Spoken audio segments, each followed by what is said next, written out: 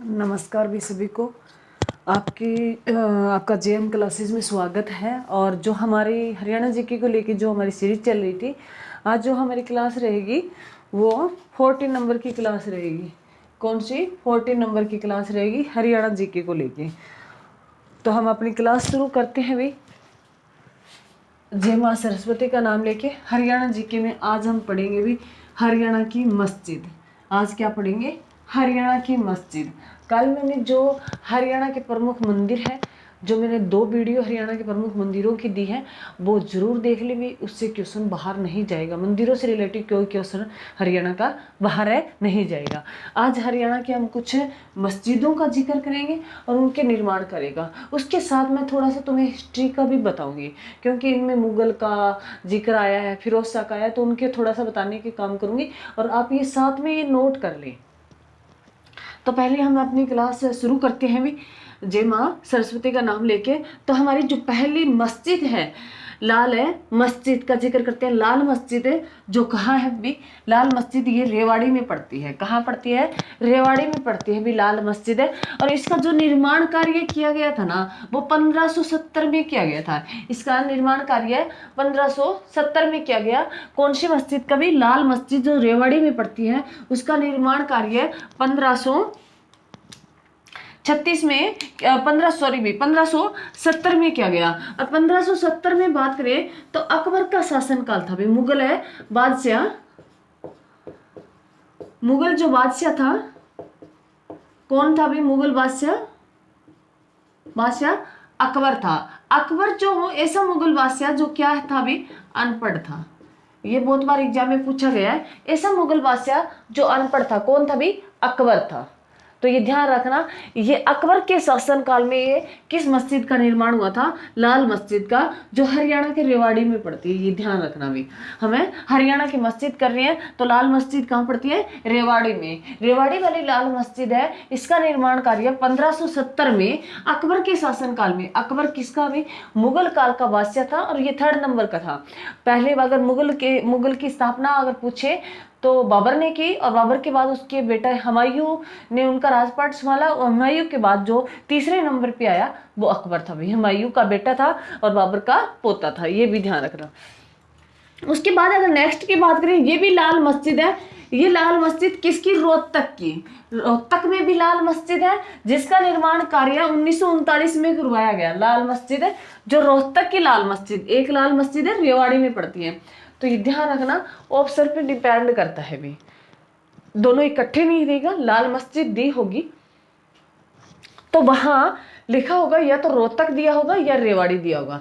तो ध्यान रखना, जो रेवाड़ी वाली लाल मस्जिद है, इसका निर्माण कार्य तो हुआ था 1570 में और अकबर के शासनकाल में हुआ। और लाल मस्जिद है रोहतक वाली है, इसका निर्माण कार्य 1939 में करवाया गया। ये भी ध्यान रखना। उसके बाद नेक्स्ट बात करें लाठ की मस्जिद भी। लाठ की मस्जिद भी जो एग्जाम में बहुत बार पूछी गई है। लाठ की मस्जिद है, ये हिसार में पड़ती है भी। कहाँ पड़ती है? ये हिसार में पड़ती है भी। लाठ की मस्जिद कहाँ पड़ती है? हिसार में पड़ती है। हिसार किस भाषा का शब्द है? फारसी भाषा का शब्द है। और हिसार को क्या बोला जाता है? हिसार फिरोजा नाम से भी जाना जाता है। इस लाठ की मस्जिद का निर्माण कार्य 1354 में फिरोज शाह तुगलक ने करवाया था। और 1354 में ही फिरोज शाह तुगलक ने हिसार को बसाया था। ये भी ध्यान रखना। मैं दोबारा पढ़ रही हूँ। लाठ की मस्जिद जो हिसार में पड़ती है, इसका निर्माण कार्य 1354 में फिरोज शाह तुगलक ने करवाया था। और फिरोज शाह तुगलक ने ही 1354 में हिसार को बसाया, हिसार का निर्माण किया। तो ये ध्यान रखना। और फिरोज शाह तुगलक की बात करें तो इसे हरियाणा में नहरों का निर्माता कहा जाता है। और फिरोज शाह तुगलक को नगरों का, जो इन्होंने कहते हैं लगभग 300 नगरों की स्थापना की थी। और फिरोज शाह, इसमें तुगलक वंश से फिरोज शाह तुगलक था। और तुगलक वंश जो दिल्ली सल्तनत में अगर पूछ ले कि दिल्ली सल्तनत में सबसे लंबे टाइम तक कौन सा वंश रहा, तो तुगलक वंश रहा था। दिल्ली सल्तनत की बात करें, दिल्ली सल्तनत है भी, दिल्ली जो सल्तनत है इसका जो टाइम पीरियड रहा था, ये 1206 से शुरू होकर 1526 तक रहा था। दिल्ली सल्तनत रहा, ये 1206 से 1526 तक रहा। उसी दिल्ली सल्तनत में जो तुगलक वंश है, तुगलक वंश सबसे लंबे टाइम तक रहा था भी, सबसे लंबे समय तक जो राज करने वाला वंश था वो तुगलक वंश था, ये भी ध्यान रखना। और ये 1354 में हिसार बसाया। 1354 में ही हिसार में लाट मस्जिद का निर्माण कार्य किया था, वो किसने किया था? फिरोज शाह तुगलक ने। और फिरोज शाह तुगलक ने हिसार में और क्या बनवाया था? गुजरी महल बनवाया था भाई। गुजरी, अपनी पत्नी गुजरी की याद में गुजरी महल बनवाया। ये भी एग्जाम में बहुत बार पूछा जाता है भी। लाट की मस्जिद और गुजरी महल का निर्माण और हिसार को जो बसाने का काम किया था वो किसने किया था? फिरोज शाह तुगलक ने किया था, ये भी ध्यान रखना। और 1354 में बहुत बार पूछा जाता है। और 1352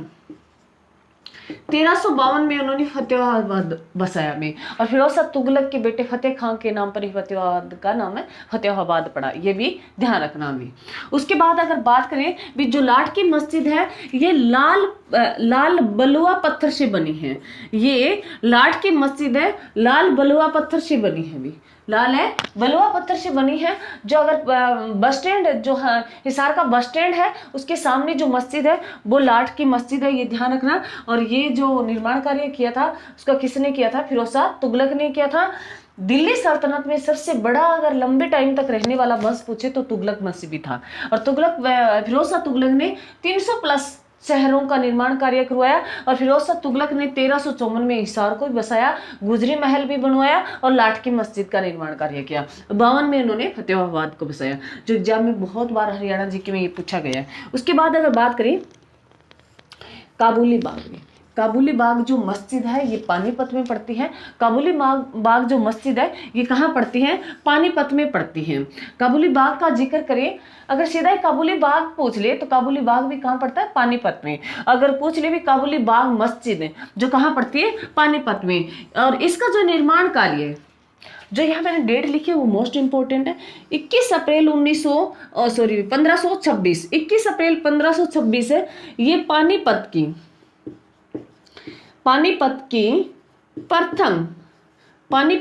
प्रथम लड़ाई हुई थी भी इस टाइम। पानीपत की प्रथम लड़ाई, जो कब प्रॉपर डेट बहुत बार पूछता है, 21 अप्रैल 1526 को हुई थी। किन किन के बीच में हुई थी पानीपत की प्रथम लड़ाई? बाबर और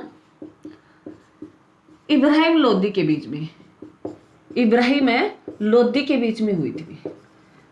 बाबर और इब्राहिम लोदी के बीच में हुई। इब्राहिम लोदी जो दिल्ली सल्तनत का अंतिम बस था। लोदी बस की बात करें तो दिल्ली सल्तनत का प्रथम बस पूछे तो गुलाम बस था और अंतिम बस पूछे तो लोदी बस था। लोदी बस था, ये ध्यान रखना। और लोदी बस का अंतिम बादशाह पूछे तो इब्राहिम लोदी था भाई। लोदी बस का अंतिम बादशाह पूछे तो कौन था भाई? अंतिम बादशाह तो कौन था? इब्राहिम लोदी था। और इब्राहिम लोदी का अगर मकबरा पूछ ले तो कहाँ पड़ता है? भी पानीपत में पड़ता है। इब्राहिम लोदी का मकबरा पूछ ले तो कहाँ पड़ता है? पानीपत में पड़ता है। अगर इब्राहिम सूरी का पूछ ले तो नारनौल में पड़ता है। ये कंफ्यूजिंग रहती है बच्चों को, तो ध्यान रखना। इब्राहिम लोदी का जो मकबरा है वो पानीपत में है और इब्राहिम सूरी का मकबरा है वो महेंद्रगढ़ के नारनौल में पड़ता है, ये ध्यान रखना। तो दिल्ली सल्तनत का जो स्टार्टिंग का बस था गुलाम बस था और दिल्ली सल्तनत का अंतिम बस था वो कौन था? लोदी बस था। और लोदी का अंतिम जो बादशाह था वो कौन था? इब्राहिम लोदी था। इब्राहिम लोदी और बाबर के बीच पानीपत की कौन सी लड़ाई हुई थी? पानीपत की प्रथम लड़ाई हुई थी। और ये कब हुई थी? 21 अप्रैल 1526 को हुई थी। कब हुई थी भी? 21 अप्रैल ये 1526 को हुई थी, ये भी ध्यान रखना। और इसमें जीतता कौन था? अभी बाबर की जीत होगी थी। किसकी जीत होगी थी? बाबर की जीत होगी। इसी जीत की खुशी में और कहते हैं भी बाबर ने अपनी पत्नी काबुली बेगम, बाबर ने अपनी पत्नी काबुली बेगम की याद में उन्होंने क्या बनाया था भी? काबुली बाग मस्जिद का निर्माण किया था। बाबर की पत्नी कौन थी भी? काबुली बेगम थी। और काबुली बेगम के नाम पर ही उन्होंने पानीपत में काबुली बाग मस्जिद बनवाई थी, ये भी ध्यान रखना। और कहते हैं भी बाबर 1526 से ये 1530 तक बाबर ने हमारे बाहर जो दिल्ली गद्दी पर बैठा और 1530 में ही क्या हो जाती है? बाबर की मृत्यु हो जाती है। 1530 में क्या हो जाती है? बाबर की मृत्यु हो जाती है। और बाबर की अंतिम इच्छा थी कि मुझे अपने वतन, अपने देश में दफनाया जाए। तो कहते हैं भी बाबर को हुमायूं ने एक बार तो काबुली बाग में ही दफना दिया था। एक बार बाबर को काबुली बाग में दफना दिया गया था। उसके बाद काबुली बाग से उनकी जो डेड बॉडी निकाली गई और इसे अफगानिस्तान की राजधानी काबुल में दफनाया गया था। बाबर को एक बार तो बाबर की अंतिम इच्छा थी कि मुझे मरने के बाद मेरे वतन या मेरा जो देश है उसी में ही दफनाया जाए। तो बाबर की मृत्यु 1530 में हो गई थी और बाबर को एक बार हुमायूं ने काबुली बाग में ही दफना दिया था। उसके बाद काबुली बाग से निकाल कर उसकी डेड बॉडी को अफगानिस्तान की राजधानी काबुल में दफनाया था। ये भी ध्यान रखना। और ये भी एग्जाम में क्वेश्चन पूछा जाता है, ऐसा मुगल बादशाह जिनका मकबरा देश से बाहर है, भारत से बाहर है, तो बाबर का है और बहादुर शाह जफर का है। भी वो ऑप्शन पे डिपेंड करेगा, ऑप्शन में क्या दे रखा है।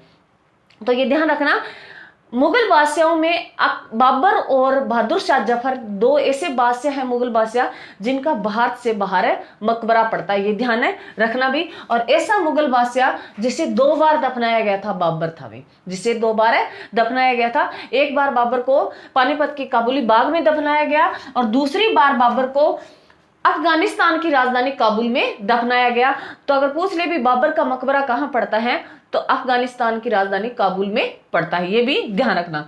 उसके बाद अगर बात करें तो लाल मस्जिद रेवाड़ी की, लाल मस्जिद रोहतक में भी है, जो मैंने तुम्हें बता दिया भी, एक शासनकाल 1570 में और एक 1939 में। उसके बाद लाट की मस्जिद की बात करें हिसार में, निर्माण फिरोज शाह तुगलक ने 1354 में। और जो लाट की मस्जिद है ये लाल बुलवा पत्थर से बनी हुई है। उसके बाद काबुली बाग का जिक्र करें, काबुली बाग का निर्माण बाबर ने अपनी पत्नी काबुली बाग के जो काबुली बेगम के नाम पर है इनका निर्माण करवाया था। उसके बाद अगर करें सराय अलवर्दी मस्जिद भी, सराय अलवर्दी मस्जिद है, ये गुरुग्राम के सराय अलवर्दी गांव में पड़ती है। भी जो सराय अलवर्दी मस्जिद है वो गुरुग्राम के सराय अलवर्दी गांव में स्थित है।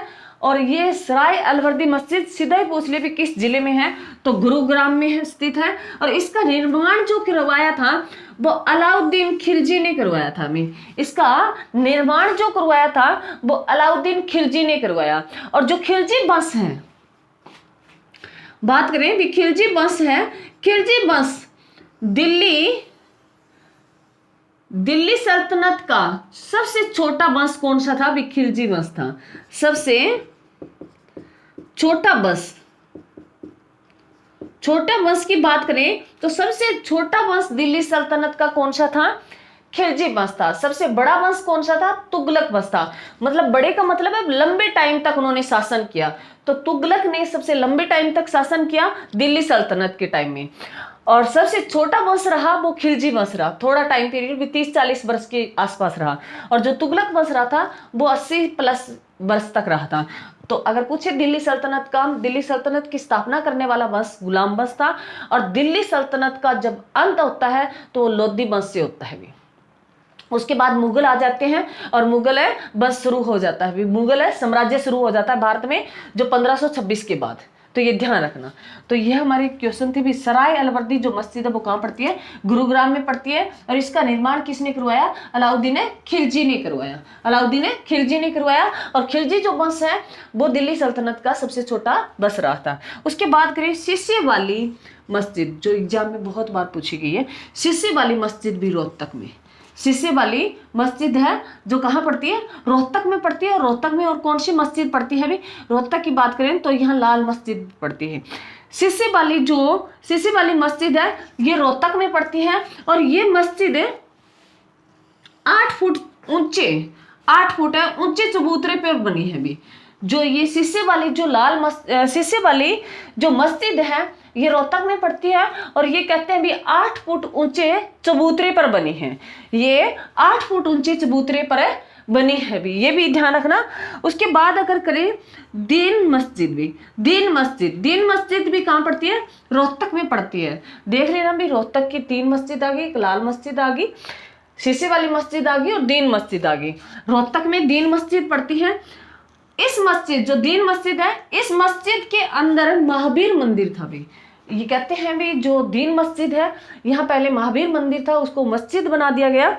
दीन मस्जिद में किसका मंदिर है, भी महावीर का मंदिर है। और इसका जो निर्माण करवाया, दीन मस्जिद का निर्माण करवाया जो औरंगजेब ने करवाया। इस दीन मस्जिद का निर्माण करवाया था वो किसने करवाया था?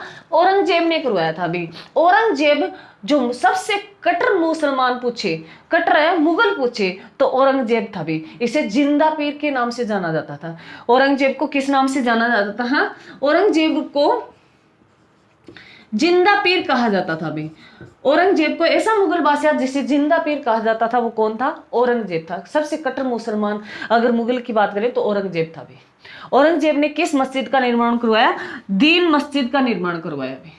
दीन है मस्जिद का। और ये औरंगजेब शाहजहां का बेटा था भी, और ये अपने पिता को ही उन्होंने अपकेद कर लिया था, ये भी ध्यान रखना। उसके बाद अगर बात करें जो ये दीन मस्जिद है, परंतु 1947 में दीन मस्जिद में इस मस्जिद को मंदिर का रूप दे दिया गया। इस जो पहले महावीर मंदिर था, औरंगजेब ने महावीर मंदिर जो रोहतक में था उसको एक मस्जिद का रूप दिया गया। उसको तोड़ के मंदिर को ऊपर से उसे मस्जिद बना दिया गया दीन मस्जिद से। 1947 में फिर भारत सरकार ने जो इसको जो हरियाणा सरकार में 1947 में क्या कर दिया, इस मस्जिद को तोड़कर फिर मंदिर का रूप दे दिया गया। ये भी ध्यान रखना कौन से मंदिर को तोड़कर मस्जिद का नाम दिया गया और फिर उसको वापिस से फिर मंदिर बना दिया गया। वो कौन सा था? महावीर का मंदिर था। और महावीर मंदिर से क्या बनाया गया? दीन मस्जिद बनाएगी। जो दीन मस्जिद बनाई वो औरंगजेब ने निर्माण कार्य किया, और जो इसका मंदिर वापिस दिया वो 1947 में इसे मंदिर का रूप दे दिया गया। उसके बाद अगर नेक्स्ट पूछे काजी मस्जिद भी, काजी मस्जिद है ये झज्जर में पड़ती है भी। काजी मस्जिद है ये झज्जर में पड़ती है और झज्जर को शहीदों का शहर बोला जाता है, और ये झज्जर के दुजाना गांव में पड़ती है भी। ये काजी मस्जिद है जो झज्जर के दुजाना गांव में पड़ती है और झज्जर को शहीदों का शहर बोला जाता है। झज्जर जो बाड़सा कैंसर अनुसंधान है, झज्जर बहादुरगढ़ जिसे हरियाणा का प्रवेश द्वार बोला जाता है, झज्जर जो बेरी गांव जो मंदिरों की अधिकता के कारण जाना जाता है भी, और झज्जर सबसे बड़ा पशुओं का मेला जो जाजगढ़ में लगता है। तो ये मैंने कुछ प्रमुख मस्जिदें करवाई। यहाँ से एग्जाम में क्वेश्चन, हर जो मस्जिद है यहाँ से क्वेश्चन पूछे ही गए हैं। PYQ में अगर लगाओगे तो तुम्हें ये हर क्वेश्चन देखने को मिलेंगे। तो ये मस्जिद है भी लाल मस्जिद जो रेवाड़ी की, इसका निर्माण कार्य अकबर के शासनकाल में हुआ, और लाल मस्जिद जो रोहतक की, इसका कार्य 1939 में हुआ। लाट की मस्जिद है जो हिसार में पड़ती है और इसका निर्माण फिरोज शाह तुगलक ने 1354 में करवाया। काबुली बाग मस्जिद ये बाबर ने करवाया पानीपत के प्रथम लड़ाई के बाद अपनी पत्नी काबुली बेगम की याद में। तो ये ध्यान रखना। सराय की जो अलवर्दी मस्जिद ये गुरुग्राम में है और इसका निर्माण अलाउद्दीन खिलजी ने करवाया भी। शीशे वाली मस्जिद है ये रोहतक में है और इसका निर्माण किसने करवाया भी?